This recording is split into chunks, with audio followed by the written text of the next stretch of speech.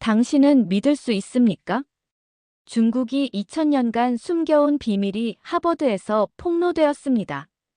병마용, 서한 피라미드, 그 모든 것이 고조선의 것이었다는 충격적인 증거가 공개되었죠. 세계 최고 학자들이 모인 그 자리에서 중국 학자는 말문을 잃었습니다. 합금 비율, 상투, 전차 바퀴살, 모든 디테일이 한 곳을 가리켰어요. 30년 전 추방당한 독일 학자가 떨리는 목소리로 증언했습니다. 중국 정부가 제 자료를 압수하고 날 쫓아냈습니다. 1970년대 발굴 책임자가 남긴 마지막 기록이 공개되었죠. 이것은 황하 문명이 아니다. 조선 문명이다. 그는 그 말을 남기고 49세의 심장마비로 사망했습니다. 영국 큐레이터 엘리자는 평생 한국을 의심했어요. 하지만 증거 앞에서 그녀는 무너졌죠. 아버지가 30년 전 중국에서 추방당한 이유를 이제야 알게 되었습니다. 아빠가 옳았어요. 진실은 결국 드러났어요. 세계가 한국에 손을 내밀었습니다.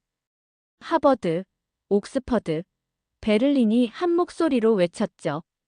이것은 민족주의가 아니라 학문적 혁명입니다. 숨겨진 진실이 빛을 보는 순간 인류 역사가 다시 쓰여지고 있습니다. 저는 하버드 국제역사 세미나장 입구에 서 있었습니다. 2024년 가을, 보스턴의 찬바람이 목덜미를 스쳤죠. 솔직히 이 세미나에 오고 싶지 않았어요.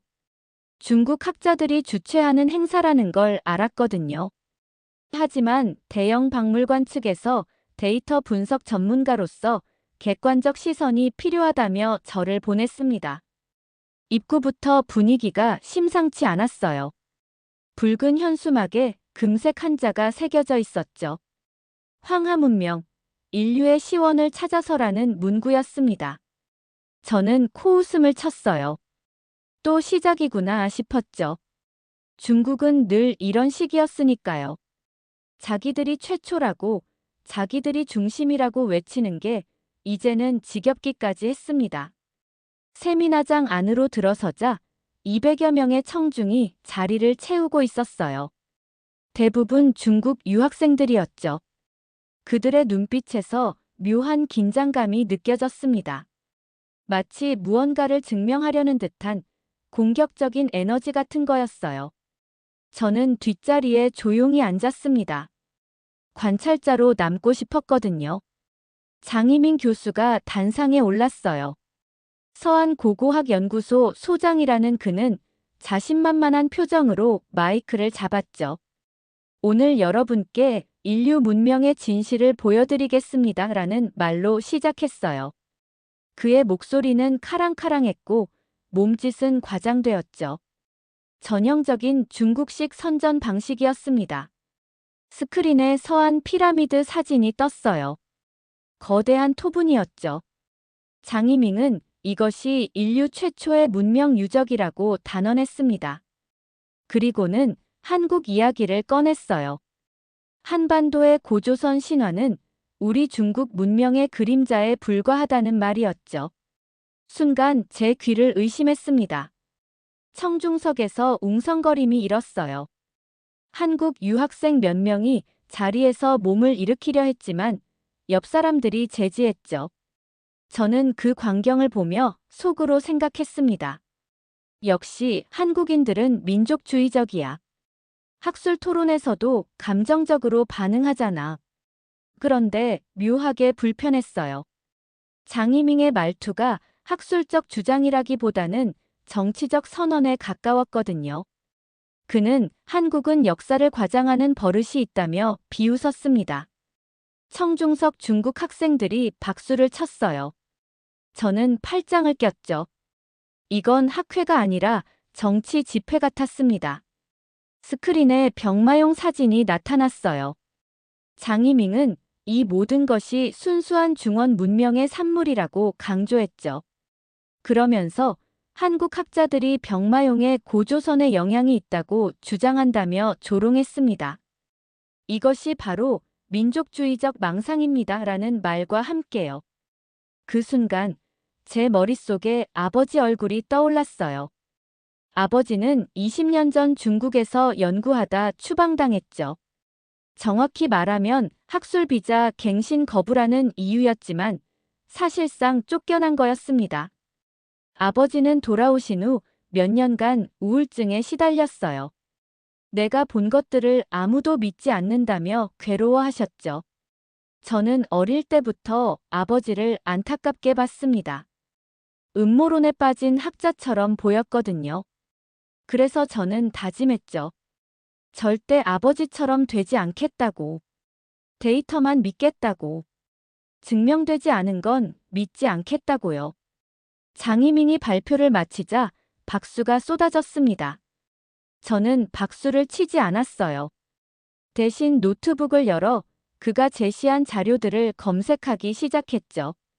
출처를 확인하고 싶었거든요. 그런데 이상했습니다. 그가 언급한 발굴 보고서 중 절반이 공개되지 않은 자료였어요. 중국 유학생 몇 명이 제 뒷자리에서 한국 관련 자료를 보며 킥킥거렸습니다. 그들은 스마트폰으로 사진을 찍으며 한국인들 또 시작이네라고 속닥였죠. 저는 고개를 돌렸어요. 그들의 조롱이 불편했지만 한편으로는 이해가 됐습니다. 한국은 늘 과장한다는 게 국제학계의 통념이었으니까요. 하지만 뭔가 찝찝했어요. 장이밍의 발표는 너무 공격적이었고 한국을 겨냥한 부분이 지나치게 많았죠. 마치 누군가를 미리 방어하려는 것처럼 보였습니다. 저는 가슴속에서 뭔가 불편한 감정이 올라오는 걸 느꼈어요. 아버지가 중국에서 돌아오신 날의 기억이었죠. 질의응답 시간이 되었습니다. 저는 손을 들까 망설였어요.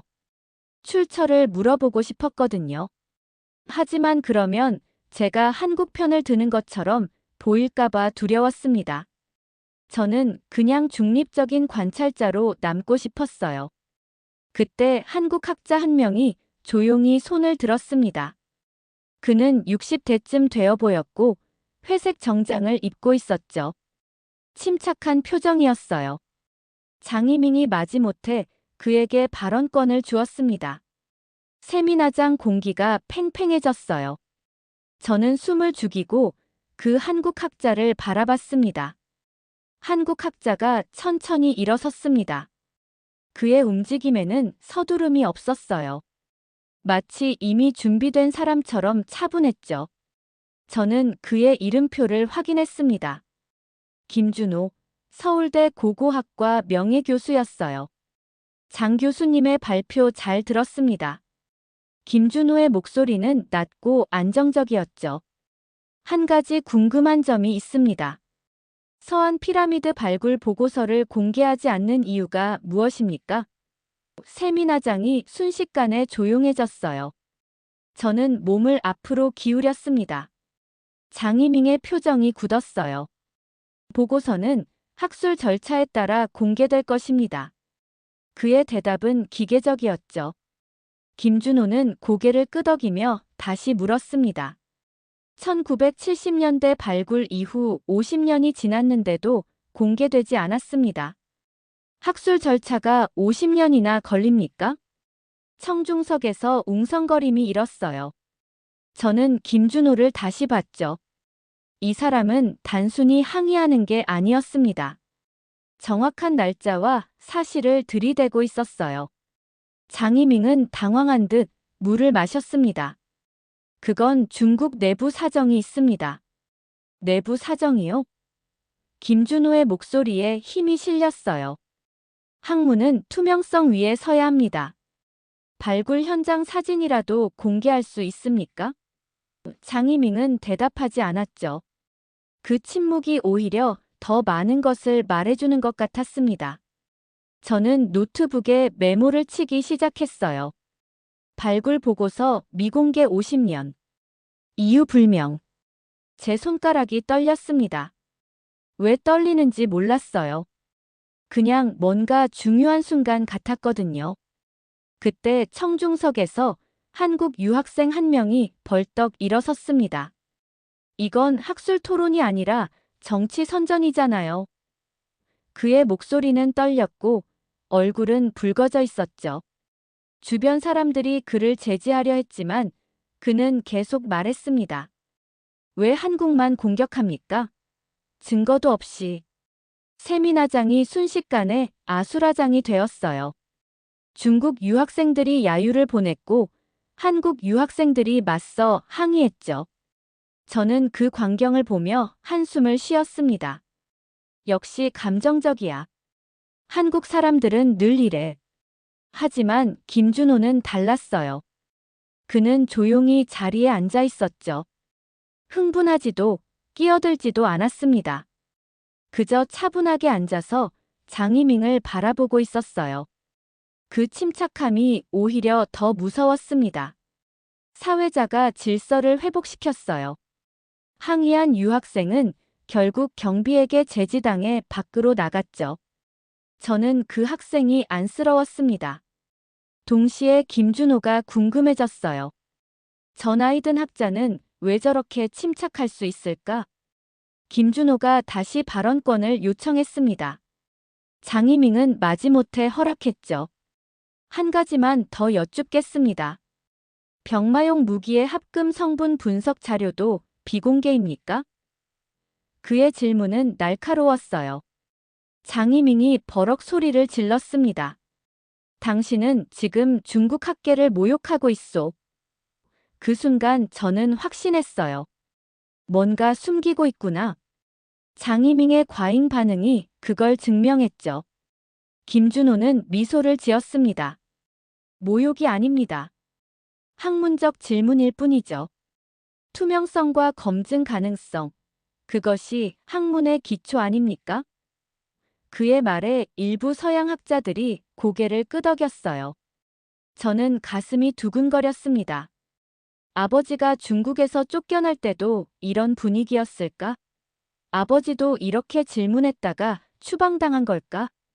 저는 김준호를 보며 묘한 감정을 느꼈어요. 이 사람은 용감한 걸까? 아니면 무모한 걸까? 세미나는 어수선하게 끝났습니다. 저는 자리에서 일어나며 김준호를 힐끗 봤어요. 그는 혼자 조용히 자료를 정리하고 있었죠. 저는 그에게 다가가고 싶었지만 발이 떨어지지 않았습니다.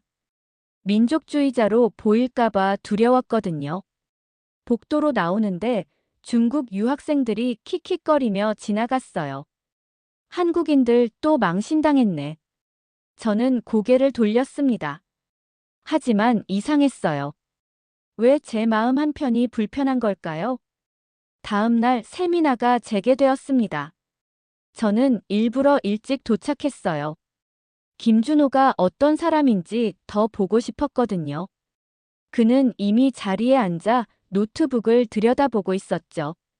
주변에 몇몇 서양 학자들이 모여 있었습니다. 발표 순서가 김준호에게 돌아왔어요. 그는 천천히 단상에 올라 스크린을 켰습니다. 오늘은 디테일에 대해 이야기하겠습니다. 그의 첫 마디였죠. 저는 펜을 꺼냈어요. 디테일이라는 단어가 묘하게 신경 쓰였거든요. 스크린에 병마용 전차 사진이 나타났습니다. 김준호가 레이저 포인터로 바퀴를 가리켰어요. 바퀴살이 30개입니다. 중원 전차는 보통 18개에서 26개죠. 그런데 고조선 유적에서 발견된 전차 바퀴는 30개였습니다.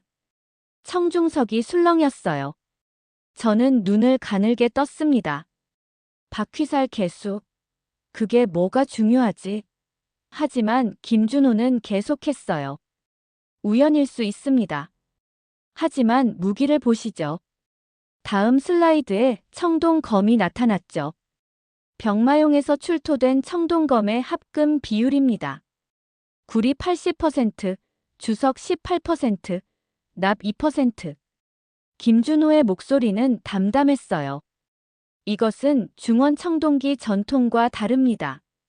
중원은 주석 비율이 더 낮죠. 그런데 고조선 청동기는 정확히 이 비율입니다. 제 심장이 빨리 뛰기 시작했어요. 아버지가 생전에 말씀하셨던 내용이 떠올랐거든요. 엘리자, 합금 비율이 핵심이야. 그게 기술의 정체성이지. 저는 그때 아버지 말을 흘려들었죠. 이제 와서 그 말이 생생하게 들렸습니다. 김준호가 다음 사진을 보여줬어요. 병마용 무사의 머리 부분 확대 사진이었죠. 이것을 보십시오.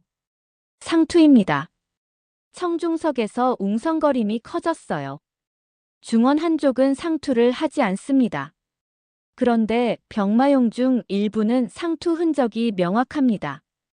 고조선 무사의 전형적인 헤어스타일이죠. 장이밍이 자리에서 벌떡 일어났습니다. 비약입니다. 헤어스타일 하나로 문명을 연결시킬 수 있습니까? 그의 목소리는 떨렸어요. 김준호는 침착하게 대답했죠. 하나가 아닙니다. 바퀴살, 합금 비율, 헤어스타일, 갑옷 형태까지. 모든 디테일이 같은 방향을 가리킵니다. 저는 노트북을 열어 미친 듯이 검색하기 시작했어요. 고조선 청동기 합금 비율, 전차 바퀴살 개수, 상투형 무사. 모든 자료가 김준호의 말과 일치했습니다. 제 손이 떨렸어요. 이건 우연이 아니야. 김준호가 마지막 슬라이드를 보여줬습니다. 병마용 갑옷과 고조선 갑옷을 나란히 놓은 비교 사진이었어요. 판갑 구조가 동일합니다. 연결 방식, 크기, 배치까지. 그의 말에 일부 학자들이 숨을 죽였죠. 장이밍이 다시 소리쳤습니다. 이것은 민족주의적 망상입니다. 당신은 학자가 아니라 선동가요. 저는 그 순간 장이밍의 얼굴을 똑똑히 봤어요. 분노가 아니었습니다. 두려움이었죠. 그는 뭔가를 지키려 하고 있었어요. 김준호는 조용히 말했습니다. 민족주의가 아닙니다. 묻혀있던 팩트일 뿐이죠. 그 한마디가 세미나장을 관통했어요. 저는 가슴이 먹먹해졌습니다. 아버지도 똑같은 말을 하셨거든요. 나는 민족주의자가 아니야. 그냥 진실을 본 거야. 저는 자리에서 일어나 화장실로 향했어요. 거울 앞에 선 제 얼굴은 창백했습니다. 20년 동안 아버지를 음모론자라고 생각했어요. 그런데 지금 김준호의 증거를 보니 아버지가 옳았을지도 모른다는 생각이 들었죠. 세면대에 손을 짚고 숨을 골랐습니다. 제 평생의 신념이 흔들리고 있었어요. 중국이 중심이고 한국은 과장한다는 믿음. 그게 무너지면 저는 누구죠? 제 연구는 뭐가 되는 거죠? 복도로 나오는데 김준호와 마주쳤습니다. 그는 잠시 저를 보더니 조용히 말했어요. 괜찮으십니까? 저는 고개를 끄덕였지만 목소리가 나오지 않았죠. 그는 미소를 지으며 지나갔습니다. 저는 그 뒷모습을 보며 혼란에 빠졌어요. 세 번째 날 오후 세션이 시작되었습니다. 저는 커피를 들고 자리에 앉았어요. 솔직히 머리가 복잡했죠. 지난 이틀 동안 본 것들이 계속 머릿속을 맴돌았거든요. 그런데 사회자가 특별 발표자를 소개했습니다. 하일리히 밀러 교수님을 모시겠습니다. 백발의 노신사가 천천히 단상에 올랐어요. 70대 후반쯤 되어 보였죠. 그는 지팡이를 짚고 있었지만 눈빛만은 또렷했습니다. 베를린 자유대학에서 40년간 동아시아 고고학을 연구했습니다. 그의 목소리는 떨렸지만 단호했어요. 1994년 저는 중국 서안에 초청받았습니다. 밀러 교수가 말을 이었죠. 피라미드와 병마용 연구를 위해서였어요. 당시 중국 정부는 국제 협력에 적극적이었습니다. 저는 몸을 앞으로 기울였어요. 1994년이면 아버지가 중국에 있던 시기였거든요. 스크린에 오래된 사진이 떴습니다. 거대한 톱은 피라미드였어요.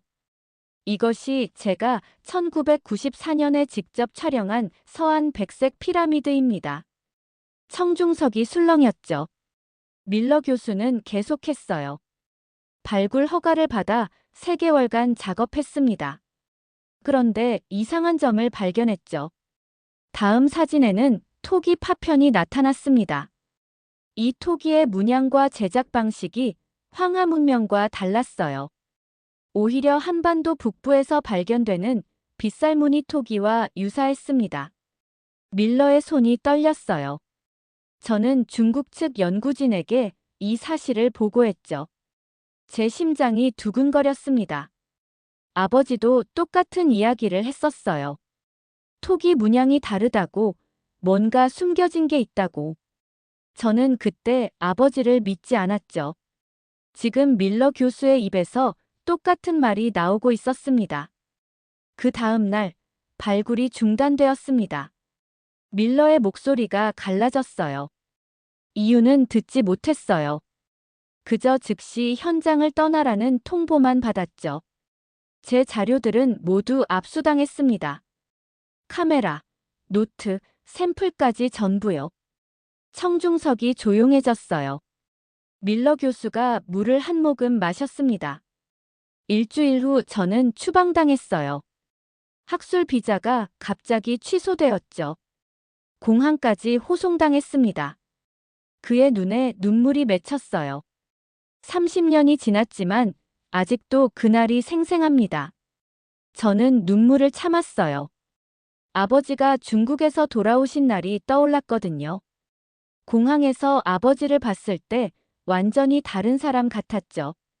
빛을 잃은 눈, 구부정한 어깨. 그날 아버지는 한마디만 하셨어요. 나는 진실을 봤다. 하지만 아무도 믿지 않을 거야. 밀러 교수가 다시 말했습니다. 다행히 몇 장의 사진을 숨길 수 있었어요.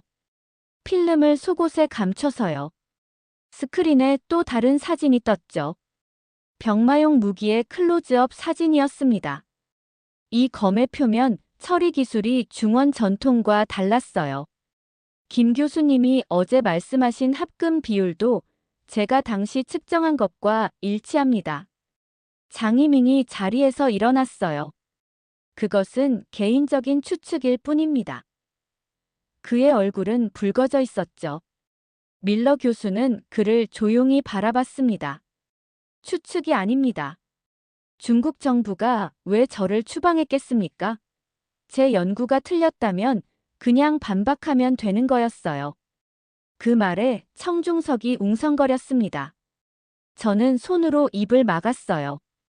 눈물이 흘러내렸거든요. 아버지가 옳았어요. 아버지는 미친 사람이 아니었죠. 진실을 본 사람이었습니다. 저는 20년 동안 아버지를 의심했어요. 제 자신이 너무 부끄러웠습니다. 밀러 교수가 마지막으로 말했어요. 저는 30년 동안 침묵했습니다. 두려웠거든요. 하지만 이제는 말해야겠다고 생각했어요. 진실은 결국 드러나니까요. 그는 김준호를 바라보며 고개를 끄덕였죠. 발표가 끝나자 세미나장은 정적에 휩싸였습니다. 아무도 박수를 치지 않았어요. 충격이 너무 컸거든요. 저는 자리에 앉은 채 울고 있었습니다. 옆 사람이 휴지를 건넸지만 저는 받지 못했어요. 손이 떨려서요. 아버지, 미안해요. 제가 틀렸어요. 다음 날 아침 저는 세미나장에 가장 먼저 도착했습니다. 밤새 잠을 못 잤거든요. 아버지가 남긴 노트를 꺼내 읽고 또 읽었죠. 페이지마다 메모가 빼곡했어요. 합금 비율 확인 필요, 토기 문양 비교, 중국 측 자료 은폐 의심. 모든 게 밀러 교수의 증언과 일치했습니다. 김준호가 들어왔어요. 그는 큰 상자를 들고 있었죠. 오늘은 결정적인 것을 보여드리겠습니다. 그의 표정은 진지했어요. 저는 노트북을 켜고 녹화를 시작했습니다. 이 순간을 놓치고 싶지 않았거든요. 발표가 시작되었습니다. 김준호가 상자를 열자 청동기 복제품들이 나왔어요. 이것은 병마용에서 출토된 무기들의 정밀 복제품입니다. 그는 하나씩 꺼내 보여줬죠. 중국 측 협조로 성분 분석 데이터를 확보했습니다. 스크린에 화학 분석표가 떴습니다. 구리 80.2%, 주석 17.8%, 납 2%. 김준호의 목소리는 차분했어요. 이것은 병마용 검의 합금 비율입니다. 그리고 이것이 고조선 비파 형동검의 합금 비율이죠. 다음 슬라이드에 똑같은 수치가 나타났습니다. 저는 숨이 멎는 것 같았어요. 소수점까지 일치했거든요. 이건 우연일 수 없었죠. 김준호는 계속했습니다. 뿐만 아니라 제작 기법도 동일합니다. 거푸집 흔적, 표면 처리 방식, 열 처리 온도까지요. 다음 사진에 병마용 무사의 갑옷이 확대되어 나타났어요. 판갑의 연결 방식을 보십시오. 가죽끈으로 연결하는 이 방식은 중원 한족의 전통이 아닙니다. 김준호가 레이저 포인터로 가리켰죠. 고조선 갑옷에서만 발견되는 독특한 방식입니다. 저는 아버지 노트를 펼쳤어요. 거기에도 똑같은 스케치가 있었죠. 판갑 연결 방식 특이함이라는 메모와 함께요. 제 손이 떨렸습니다. 아버지는 30년 전에 이미 알고 있었어요. 김준호가 가장 중요한 사진을 보여줬습니다. 병마용 무사의 머리 부분 초고화질 사진이었어요. 상투입니다. 명확한 상투 흔적이죠. 머리카락이 정수리에서 묶인 형태가 선명했습니다. 한족은 변발을 했고 중원 북방민족은 머리를 따았어요. 하지만 고조선은 상투를 했죠. 청중석에서 누군가 물었습니다. 하나의 병마용만 그런 건 아닙니까? 김준호는 고개를 저었어요. 23개체에서 동일한 흔적이 발견되었습니다. 스크린에 여러 각도의 사진들이 나타났죠. 장이밍이 벌떡 일어났습니다. 그것은 복원 과정의 오류입니다. 그의 목소리는 절박했어요. 김준호는 침착하게 대답했죠. 그렇다면 복원 기록을 공개하시죠. 어떤 근거로 복원했는지 말입니다. 장이밍은 대답하지 못했어요. 그냥 자리에 털썩 앉았죠. 저는 그 순간을 똑똑히 봤습니다. 진실 앞에서 무너지는 거짓의 모습을요. 김준호가 마지막 증거를 제시했습니다. 전차 바퀴의 제작 기술입니다. 나무 바퀴살의 단면 사진이 나타났어요. 이 휨 가공 기술은 고도의 목공 기술이 필요합니다. 중원에서는 이런 기술이 훨씬 후대에 나타나죠. 하지만 고조선 유적에서는 병마용보다 200년 이른 시기에 이미 존재했습니다. 저는 노트에 미친 듯이 메모했어요. 합금 비율, 갑옷 방식, 상투, 목공 기술. 모든 디테일이 한 방향을 가리켰습니다. 고조선이었어요. 중국이 아니라 고조선이 그 기술의 원류였죠. 김준호가 조용히 말했습니다. 이것은 중국을 폄하하려는 게 아닙니다. 단지 역사의 진실을 밝히는 거죠. 문명은 교류하고 영향을 주고받았습니다. 그 사실을 인정하는 것이 진정한 학문이에요. 발표가 끝났어요. 세미나장은 숨소리조차 들리지 않았습니다. 저는 눈물을 닦았죠. 아버지가 평생 증명하려 했던 것들이 지금 눈앞에 펼쳐져 있었거든요. 저는 아버지에게 말하고 싶었어요. 아버지는 옳았어요. 진실은 결국 드러났어요. 휴식 시간에 저는 화장실로 달려갔습니다. 거울 앞에서 한참을 울었어요. 제 평생의 신념이 완전히 무너졌거든요. 동시에 해방감도 느꼈죠. 거짓된 권위에서 벗어난 자유로움이었습니다. 마지막 날 오전 세션이 시작되었습니다. 저는 맨 앞자리에 앉았어요. 더 이상 숨고 싶지 않았거든요. 김준호가 단상에 올랐고 이번에는 밀러 교수도 함께였습니다. 두 사람의 얼굴에는 결연한 표정이 서려 있었죠. 오늘은 백색 피라미드에 대해 이야기하겠습니다. 김준호가 말문을 열었어요. 스크린에 1945년 흑백 사진이 떴습니다. 미군 조종사 제임스 가우스만이 촬영한 사진이죠. 서한 상공에서 발견한 거대한 백색 피라미드입니다. 사진 속 피라미드는 거대했어요. 이집트 피라미드보다 훨씬 커 보였죠. 높이 300m로 추정됩니다. 당시 중국 정부는 이 존재를 부인했어요. 하지만 사진은 명확하죠. 김준호의 목소리에 힘이 실렸습니다. 밀러 교수가 발언권을 잡았어요. 1994년 제가 이 피라미드를 직접 봤습니다. 토분으로 덮여 있었지만 형태는 뚜렷했죠. 그는 떨리는 손으로 자료를 넘겼습니다. 발굴 허가를 받아 표면 조사를 시작했어요. 그런데 놀라운 것을 발견했죠. 스크린에 오래된 문서, 사진이 나타났습니다. 중국어로 빼곡히 적혀 있었어요. 이것은 1970년대 발굴 책임자 장문구 교수의 현장 노트입니다. 밀러의 목소리가 떨렸죠. 제가 추방당하기 전날 밤, 한 중국인 연구원이 몰래 제게 건넨 것입니다. 저는 숨을 죽였어요. 장문구라는 이름이 낯설지 않았거든요.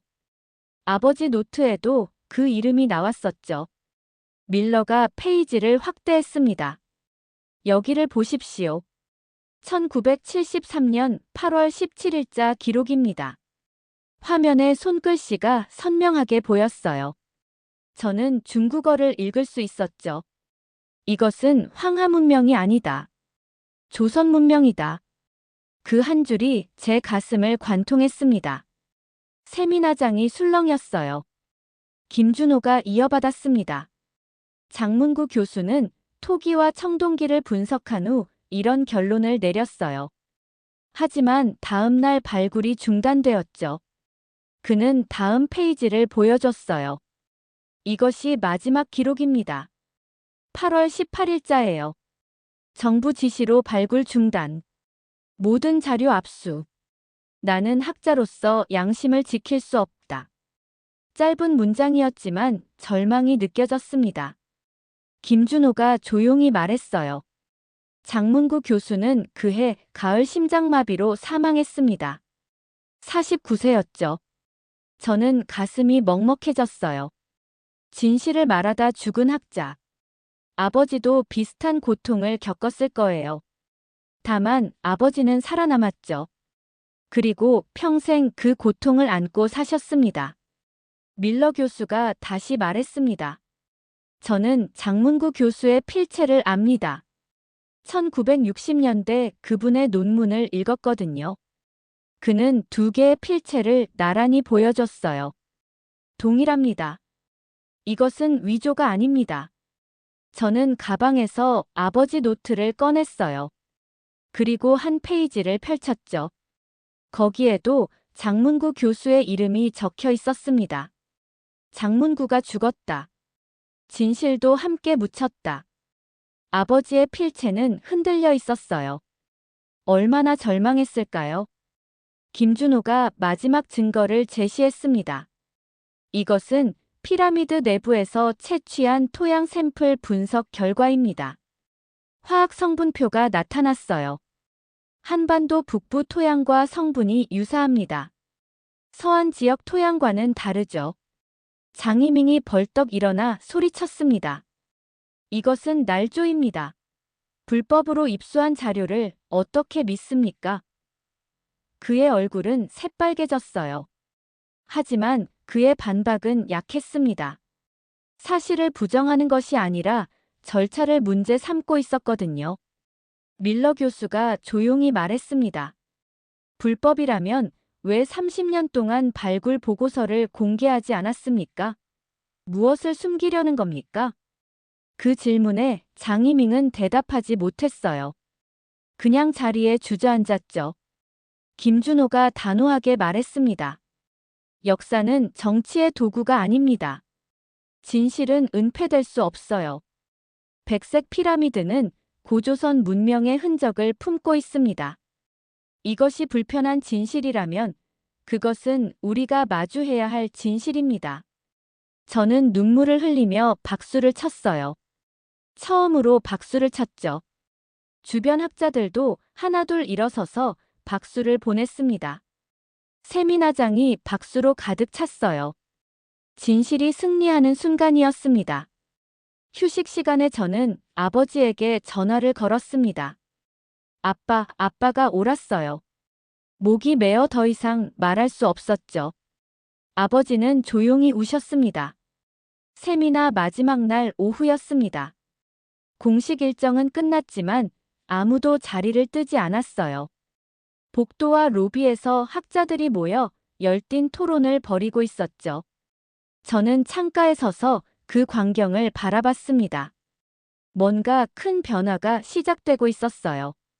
옥스퍼드 대학 스티븐 로버츠 교수가 김준호에게 다가갔습니다.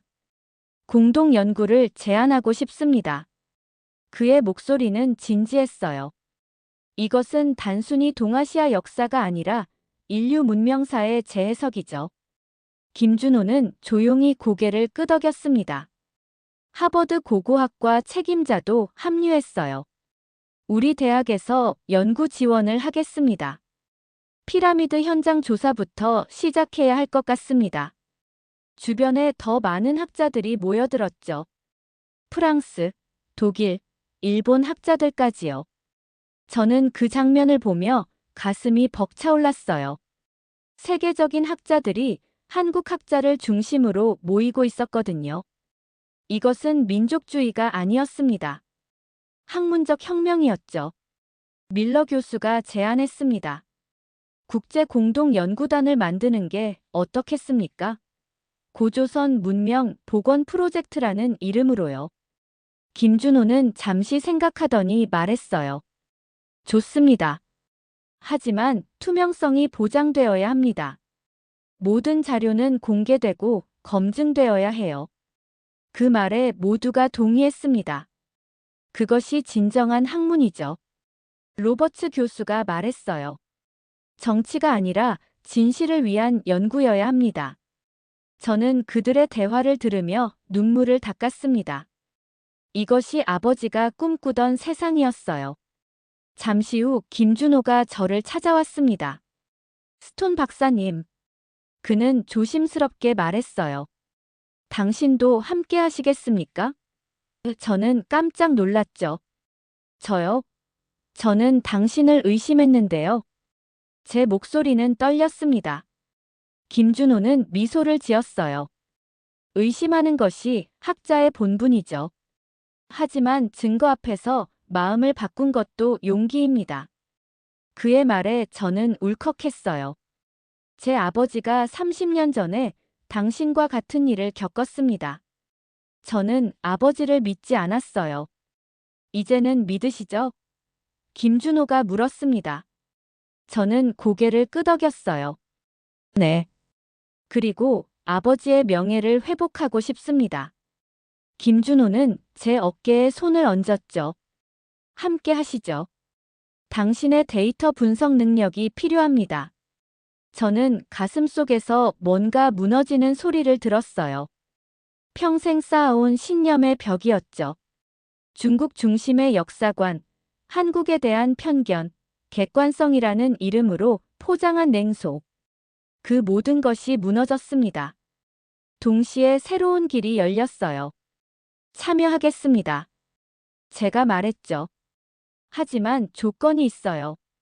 제 아버지를 연구진에 포함시켜주세요. 아버지는 아직 건강하시고 이 분야에서 30년을 고통받으셨습니다. 김준호는 잠시 생각하더니 말했어요. 물론이죠. 선구자는 마땅히 존경받아야 합니다. 저녁 무렵 20여 명의 학자들이 한자리에 모였습니다. 김준호가 화이트보드 앞에 섰어요. 고조선 문명 복원 연구단을 공식 출범시키겠습니다. 모두가 박수를 쳤죠. 첫 번째 프로젝트는 서한 피라미드 공동 조사입니다. 중국 정부에 정식으로 요청하겠습니다. 로버츠 교수가 말했습니다. 유럽 학계의 지지를 받을 수 있습니다. 이것은 정치가 아니라 학문이니까요. 밀러 교수도 거들었어요. 저도 독일 학계를 설득하겠습니다. 30년 전의 진실이 이제야 빛을 보는 겁니다. 저는 그 자리에서 결심했습니다. 제 인생을 이 연구에 바치기로요. 아버지의 명예 회복이 아니라 진실을 밝히는 것 자체가 제 사명이라고 느꼈거든요. 더 이상 관찰자로 남고 싶지 않았어요. 참여자가 되고 싶었습니다. 밤늦게 호텔로 돌아왔습니다. 저는 아버지에게 긴 이메일을 썼어요. 아빠, 제가 틀렸어요. 아빠는 옳았고, 이제 세계가 그것을 인정하고 있어요. 함께 연구하고 싶어요. 아빠와 저, 그리고 세계 학자들이 함께요. 전송 버튼을 누르고 저는 한참을 울었습니다. 창밖으로 보스턴의 야경이 보였어요. 도시의 불빛들이 반짝였죠. 저는 그 빛들을 보며 생각했습니다. 진실도 저렇게 반짝이는 거겠죠. 어둠 속에서도 결국 빛나는 거예요. 런던행 비행기에 몸을 실었습니다. 창밖으로 보스턴이 점점 멀어졌어요. 일주일 전과는 완전히 다른 사람이 된 기분이었죠. 저는 가방에서 아버지 노트를 꺼냈습니다. 낡고 구겨진 검은색 노트였어요. 첫 페이지를 펼쳤습니다. 1995년 3월 서안. 아버지의 단정한 필체가 보였어요. 오늘 피라미드를 처음 봤다. 이것은 중국 문명이 아니다. 뭔가 다르다. 저는 그 문장을 손가락으로 천천히 따라갔죠. 아버지의 떨림이 느껴졌습니다. 페이지를 넘길 때마다 아버지의 고뇌가 묻어났어요. 중국 측이 자료 접근을 막는다. 왜일까? 장문구 교수가 사망했다는 소식을 들었다. 심장마비라고 하지만 의심스럽다. 나를 감시하는 사람이 늘었다. 두렵다. 저는 눈물을 참을 수 없었습니다. 아버지가 얼마나 외로웠을까요? 아무도 믿어주지 않는 진실을 혼자 짊어지고 살아야 했던 30년. 그 무게가 얼마나 무거웠을까요? 저는 그 무게를 더 무겁게 만든 사람 중 하나였어요. 비행기가 대서양을 건너고 있었습니다. 저는 노트 마지막 페이지를 펼쳤어요. 그곳에는 한 줄의 문장만 적혀 있었죠. 진실은 결국 드러난다. 나는 그날을 기다린다.